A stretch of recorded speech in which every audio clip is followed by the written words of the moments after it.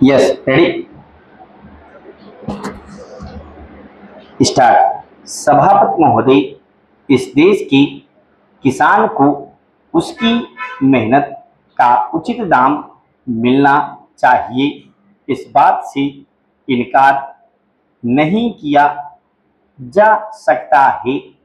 मैं इस सदन का ध्यान इस बात की ओर दिलाना चाहता हूं कि जब जब भी किसानों को दी जाने वाली सहायता की बात कही जाती है, तो यहाँ पर कभी भी कोई उचित निर्णय नहीं लिया जाता है।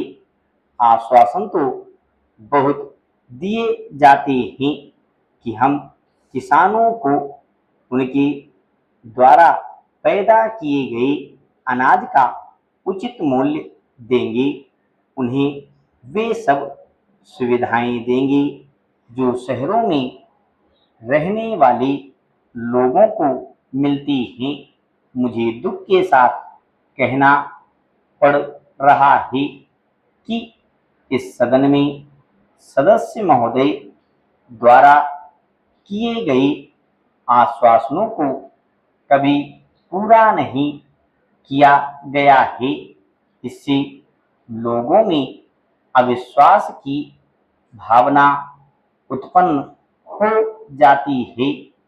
कई बार किसानों की बाढ़ से या सूखे से बहुत नुकसान उठाना पड़ता है।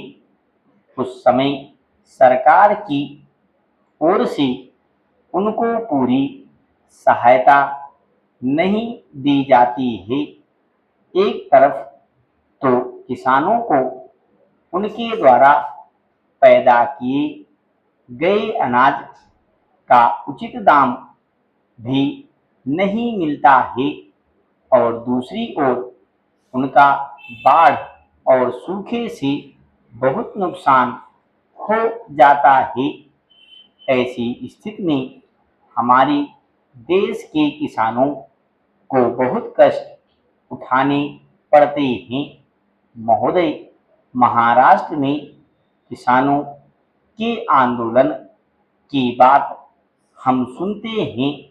यह बड़े दुख की बात है।